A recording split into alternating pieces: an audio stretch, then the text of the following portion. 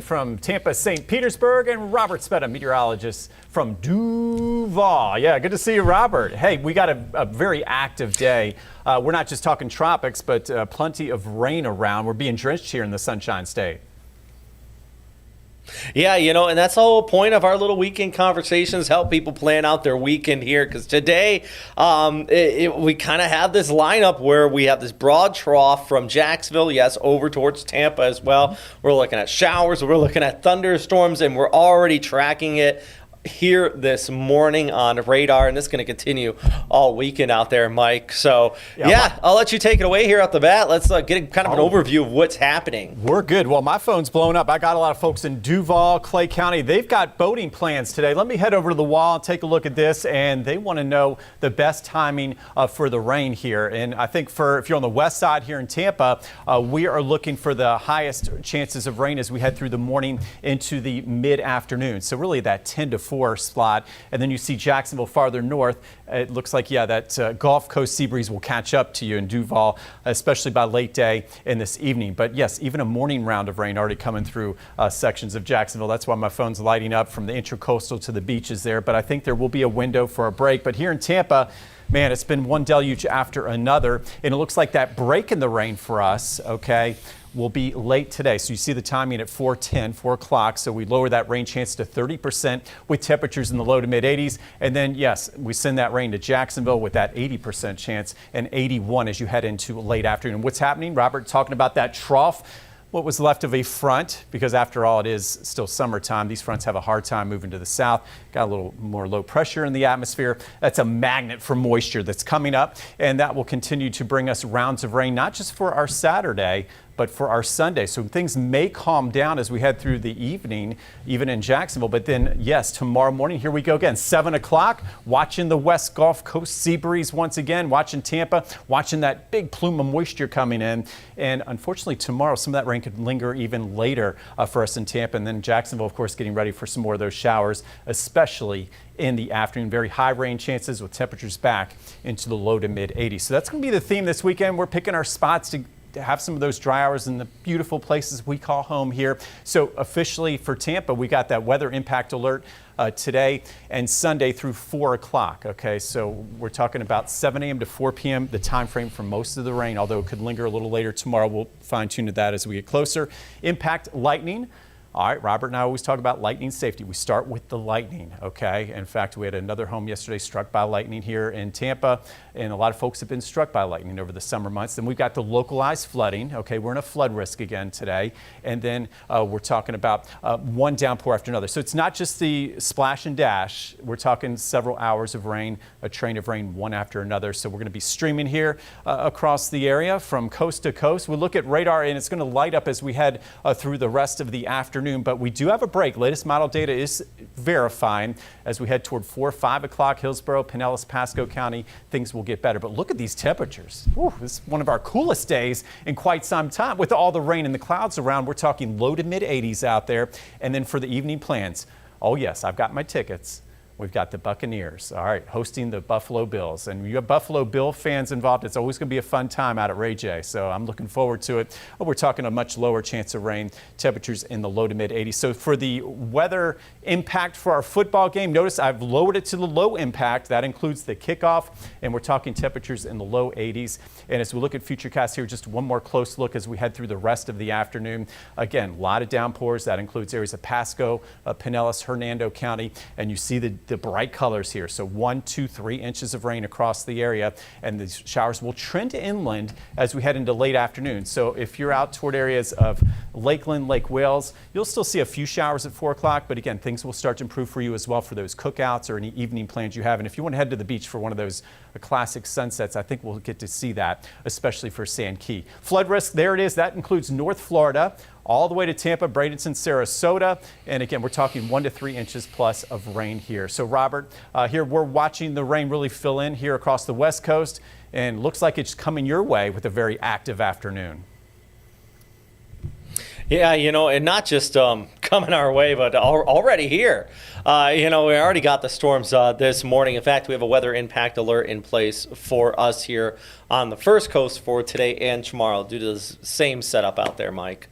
So, yeah, actually, I would like to kind of talk about and show you guys some views. So if you don't mind tossing me up on the full camera here so we can kind of get a good look at what we have going on in our neck of the woods. Or Mike. Hi, Mike. We're good. There we go. Take it away, bud. Hey, so let's toss up this graphic here because we have a weather impact alert still in place. Strong storms, heavy rainfall out there. Big thing is you just want to have your backup plans if you're going to be going out and about. As Mike just mentioned there, you're going to have breaks on the West Coast, and the same thing is for the East Coast. We're going to have some breaks in there. It's not going to be continuous rainfall, nor is it going to be one and done. And, talking about beach plans, this is a live look at Jacksonville Beach. This was crowded just a few moments ago, and the good news, everybody skedaddled off of the beach there this morning. Still some surf for the surfers to get at it, but the problem is you got those storms, and this specific cell has been putting out some pretty decent lightning. We're talking about that trough, and Mike, you mentioned the kind of that front coming down. I like to call this trough the tail of Aaron, and hear me out, because it's not directly associated with it. Aaron's well gone, but it's that cooler, drier air mass that tried to punch in from the north. And as you just mentioned a moment ago, it kind of gets disrupted and diffused. So you're not really seeing a front per se, but what we are seeing is this big trough of instability, and thus those storms. And we can zoom right in on this map right here. You got flood advisory in place for Duval County, Nassau County, all of southeastern areas of Georgia. That flood advisory is actually for Baker, Duval, and Nassau. A flood watch is in place for all of southeast Georgia. And then we just zoom right in, and you can see the reason why. Already looking at these showers pushing through. They're in southern areas of Duval over towards eastern St. Johns County. And this is just wave number one of persistent showers going to be seeing on and off throughout the day. Mike, you want to jump in at any point here? Let's talk about this real quick. And I know the general viewer doesn't understand what a skewed T is. Man, but if you're somebody who's watching a 30-minute update on the weather, I assume you're probably a little geeking out with us. Yeah. So what's the first thing you kind of notice with this skewed T? This is out of Jacksonville here this morning, Mike. Oh, yeah. First of all, I want to give a shout out to National Weather Service Jacksonville. Love those guys there. We've sent balloons up together. We have a lot of good times there. Here in Tampa, they do a great job at the Weather Service. So this really helps us fine tune the forecast every day. This is the data that goes into some of our models. So as you look at the lines, when you see those lines tightly packed, almost like when we say when you have the isobars tightly packed, you have a lot of wind. Well, we got tightly packed lines, and we got a lot of saturation in the atmosphere. So when you're talking about moisture at the low levels, mid levels, Robert, that gets our adrenaline flowing, so to speak, as meteorologists. You got that arrow going. It does look like this moisture is just going to be being wrung out over us throughout the weekend. So we've got a high confidence that we're talking about not just your typical Florida rain this weekend, but taking it to the next level with saturation and, yes, one downpour after another, buddy. And the other thing you notice on this too is not just the overall saturation in the atmosphere, but it's this side, the basically showing where the balloon went as it went through the upper levels, and it just slowly drifted towards the east. Didn't go very fast. You can see our upper level winds are only about 10 to 20 knots throughout the atmosphere. So we combine all this together. We have a very saturated, very moist, very humid atmosphere. We have slow moving mid to upper level winds. So it doesn't take a rocket scientist to kind of look at this and go, well, if that means it's going to rain, that means these showers are going to be heavy at times and very slow moving. And this is why, when the people say, meteorologists just look at weather models, that is the thing that drives me the craziest, the most out of everything here. Look at a lot more. And reason why we have those storms and we have a weather impact alert in place today, it's not just because the models, as is shown here, is showing those storms, but also those other factors. It is a humid atmosphere. It's a moist atmosphere with slow-moving storms that could provide that short-time heavy rain, and you could be looking at ponding at the very least on some of your roadways out there. And that's why, actually, in our neck of the woods, we have that flood watch in place across our entire area.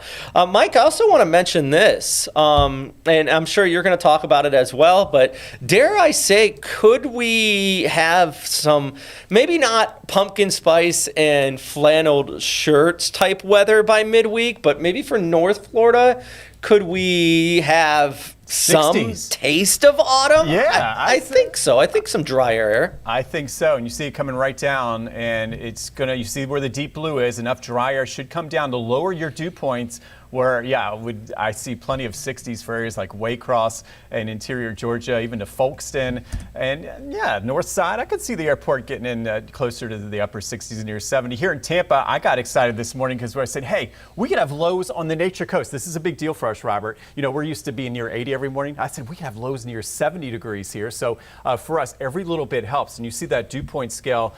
We talk about the 70s and the 80s, very tropical dew points. But if they fall into the 60s, those low temperatures love to fall to those dew points a lot of times, okay? And you can see when we see that little dip, that tells us it's going to feel a little bit better, and it'll feel better at night with some of those lower temperatures. And I got one trivia right here for you, Mike, before we kind of go back to the double box here. And this is for everybody at home, and specifically for Jacksonville. But, Mike, you came from Jacksonville, so you probably know the answer to this, or at least have a good idea. I'm still On there. average, when is our first day below 80 degrees Fahrenheit in Jacksonville, Florida? What are you thinking? Yeah, so this is an average, though, average first day, because I always tell folks in Jacksonville. On average, the first day. Average, I got to go a little later. I know we get the first cold front in middle of October. I'm going to go, but this is below 80. Uh-oh, this is a little trick. You take these trivias to the next question, to the next level. I'm going to think, boy, it's tough. I know November, I'm going to go, my first gut instinct, I'll have to go with D. It might be C. With what? D? I'm going to go with D. Yeah, November. I guess maybe I worded it wrong, but on average, based on the date I got, it is B, October 13th. Oh, the first but day. D, you're definitely sufficiently within that. Okay, I was going with averages or climatology, but that's fine. Yeah, that works. And then December 2nd, that's when we can sometimes get that frost, especially Lake City in interior areas along the I-75 corridor. That's when we really start to feel a little bit of winter here. But I always circle the last week of November, first week of December, on the first coast for the frost. And then here in Tampa, we run about 3 to 4 weeks later is what I noticed. So I'm outside, I take my road trips to the north to get my frost, do my frost angels, and I come back to Tampa. And then Tampa, and once we get to about Christmas week, late December, early January, that would be our frost time. So you can see the big differences between North Florida and Central Florida for sure. What's the name of that town? There's a town near Tampa, right? That's called Neverfrost. What is it? Let's see. Frost free or Frost Haven. Frost proof. Excuse me. See, frost proof. Yes. I was thinking of Winter Haven, but frost proof works. Yeah, frost proof. Oh, there you go. They're literally frost proof most of the year here. There's been, let's see, winter 2023, 2024. I didn't even see a frost where I was at in Tarpon Springs. So there's many that go frost free and are frost proof here. But I'm looking forward to some of those cooler days, Robert, for sure. They'll be here before we know it, right? Yeah, they'll be here before we know it. At least that kind of hint at autumnal air out there. So, I mean, we take what we can get, right? Exactly. And we are still well within the tropics season at the very least, though. And we still have a couple other areas out there. I think that's what the graphics you just had pulled up. Yeah, speaking of tropics, I think, I'll head to the wall. We'll take a little thing. We'll do a little analysis here together, and we'll go to the wall here. Jeff Lemaster, our great director here, takes good care of us. Thank you. Yes, thank you, sir. All right, we go over here. We've got the tropical update, and I had my producers, Robert, on standby. I said, just in case, just be ready at the top of the 10. You know how National Hurricane Center, they're going to send out, it's going to be a named system. So this would be Fernan, where you see the red, the 100% chance. There's Bermuda, there's the southeast United States, there's our home, sweet home Florida. But now looking likely as the hurricane hunters take off at 2 o'clock this afternoon from San Croix in the U.S. Virgin Islands. They'll get out there about 2:30, and I think they'll verify at least a tropical depression, if not a tropical storm. So that's what we're looking. But that flow and the overall flow that we've seen that has protected us for the last few weeks, still in place where it would curve more to the north and then to the northeast. But there's a second wave we're watching here this morning, and that's a little farther south. So this has been lowered a little bit, 10, 20% over the next 7 days for development. This wave is heading to the west. It's a little farther south, so it's out of that steering flow. So this could actually hold together. If it holds together is the question. As it moves to the west, could enter the Caribbean, and we'll keep an eye on it. But right now, as we've been talking along, there's a lot of obstacles for these systems. So I think, first of all, Fernand will be okay. It's going out of the drier Saharan dust and moving into an area more favorable. And then for this one, yeah, I think it's going to be moving so fast, and there's some wind shear down there in the Caribbean. So we'll see if it even survives its trek into the Caribbean and what it does from there. But as we look at our satellite radar composite, Robert, I'm seeing a little bit better development here. You can see the convection, the big thunderstorms around the center getting a little better organized. So that's what the hurricane hunters are going to be looking for, that circulation, to see if we can give this a name. And it's a French name, Fernand. Okay, and it's likely to move, I think it's going to move to the east of Bermuda, but again, Bermuda's got to watch it very carefully. And as we look at our hurricane names, we'll just go to this before we get back to Robert. We've had, of course, 2, 4, 5, all the way to Aaron. Fernand would be the next, okay, and then we got Gabrielle. So the question, I'll put Robert on the hot seat. I think we'll have Fernand, but will we have Gabrielle for Labor Day? I'll let you think about that. We'll come back to the maps and let Robert analyze what we're seeing here in the tropics here, Robert. First of all, we'll go back to that graphic that does show 100% chance, it looks like, of at least a tropical depression by later today. Yeah, and my thoughts, are we going to have a Gabrielle? Maybe for Labor Day? I don't think so, to be honest. I think I'm being optimistic here. I think that those storms are probably going to hook off towards the north. They're going to stay relatively they're going to stay relatively weak. Yeah. Especially the southern one. I agree. It's just it is got too much shear on it. It's surrounded by Saharan dust. That's just going to absolutely kind of rip it apart here. And in fact, I'll just show you the spaghetti plots for everybody at home, because everybody loves their spaghetti plots. I like spaghetti. Let's throw me up on the full screen here. Oh, you know it. Hey, and then there you go. So we got this, the one going towards northeast of Bermuda. All the models are suggesting that's going to happen. So let's say that does become a named storm. It's not even like an Aaron where it's going to kick off waves. It's just, nah. I'm not impressed. And then the other one, that further southerly track, kind of what you would expect with a weaker storm. Yeah. It's also just getting absolutely beat up by Saharan dust, which is going to keep it kind of relatively weak on that southerly track. And this is just showing that Saharan dust, which is almost just kind of flowing with it, and it just moves across the Caribbean there. Ready. So, yeah, it's this just plume. And then look at that next plume coming off the west coast of Africa. Bring it on. And this is why I think that even through the upcoming week, it's going to be just keeping everything kind of at bay out there, Mike. Yeah, I was doing some updates this week. You and I do a lot of TV, we do radio, and I was still saying, we take it a day at a time, Robert. But we just come back to these graphics you were talking about. You showed the Saharan dust. I've got a wind shear graphic here from the Euro, and I'm thinking, if we're in Florida, we're not looking for any big chances of any development close to us or any big threats, at least through Labor Day was my call. But again, as we head toward just after Labor Day, that could change. But look at all the wind shear as we look at the Caribbean here. You see the deep greens going across here. So anything that's trying to develop will likely be torn apart here. But one area to watch, it looks like a very active pattern for fronts. Across the United States, there's going to be a big cold blast next week. You can kind of see the jet stream here. And a lot of times when we get these cold blasts this time of year, cold relatively speaking, of course, they can maybe have lows in the 40s and 50s in the Midwest. Colder on land and inland will tend to bring some tropical trouble closer to home. So nature likes to tip the balance. So with active cold fronts, it looks like as we head into the first part of September, that could draw up some trouble closer to home, maybe into the Gulf and the Caribbean. But that's still a long way away. I still think in the short term, my call is we're okay at least through Labor Day. Yeah, and that's a very good teleconnection. That's a fancy word for saying that typically when one thing happens, another thing happens. And it's a really good kind of analysis on there, Mike.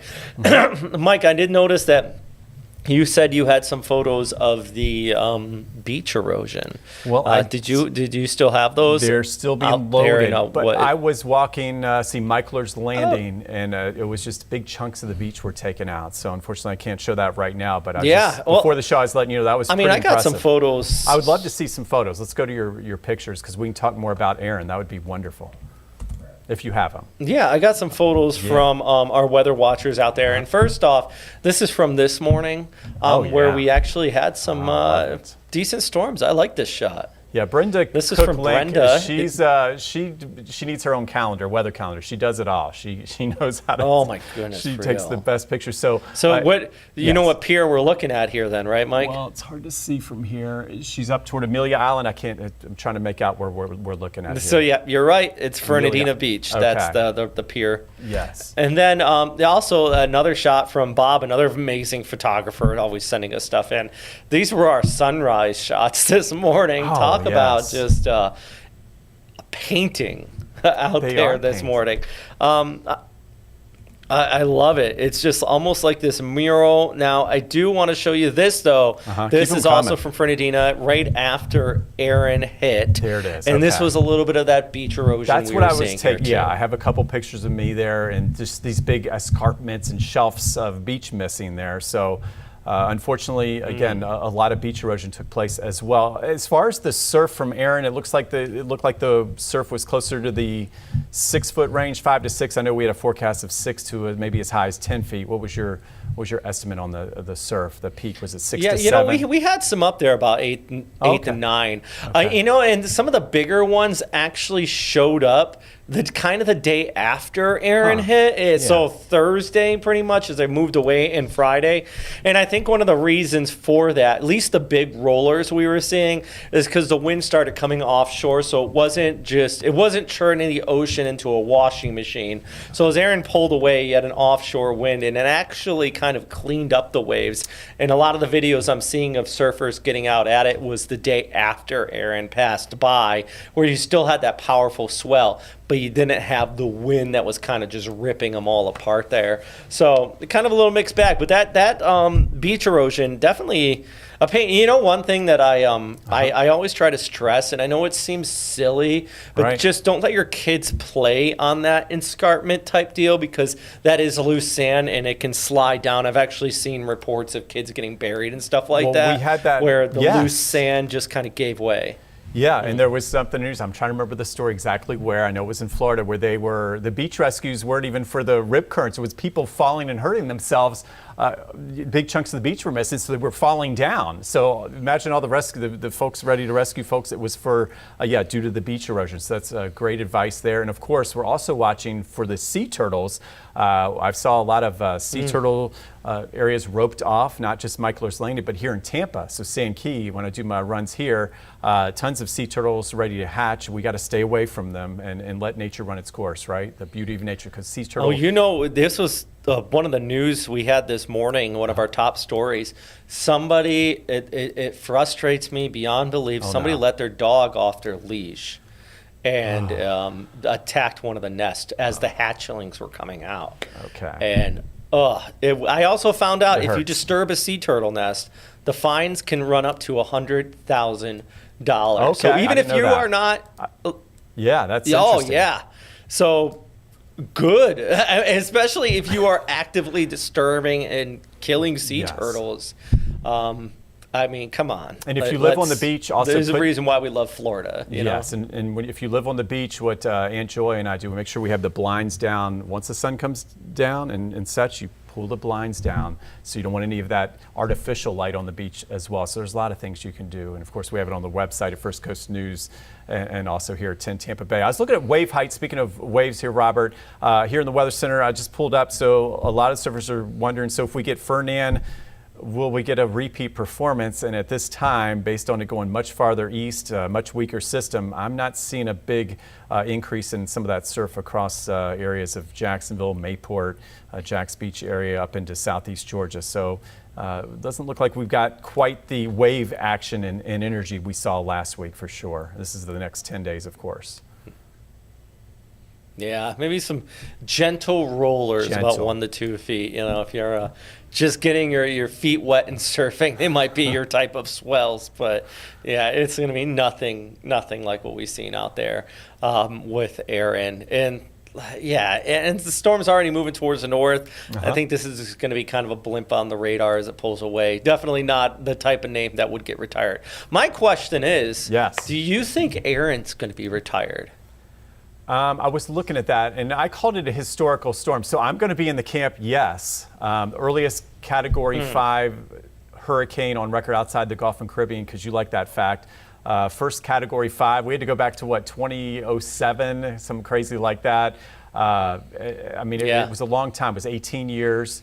And of course, Aaron, unfortunately, we had fatalities all the way out toward the Cabo Verde Islands. This thing just had a long history. A lot of people forget about that. We had a long history and a path of destruction, at least wind energy, waves, surf, and then in the Carolinas, you look at those heartbreaking pictures of those homes on the beach that were washed away. So, yeah, we talked about some big damage. I feel like Aaron should be at least meteorological, looking at the numbers and its impact on people. I would be in the camp that I could see it being retired. Aaron's been a name I think we've recycled since the very beginning, so it would be a big deal. Actually, Aaron, it was Hurricane Aaron that passed New York City on 9/11 that let the skies being clear. And that's the reason why, if you look at video from 9/11, it's actually blue skies out there because a Hurricane Aaron passed. So that just shows you, this storm has been around. It's been through, it feels like multiple historical events, and I would say good riddance. If I see another Aaron out there, so are you in camp, Aaron? Again, so are you in the camp then? You're thinking retirement? I'm in camp. I'm in camp. Aaron being retired out here.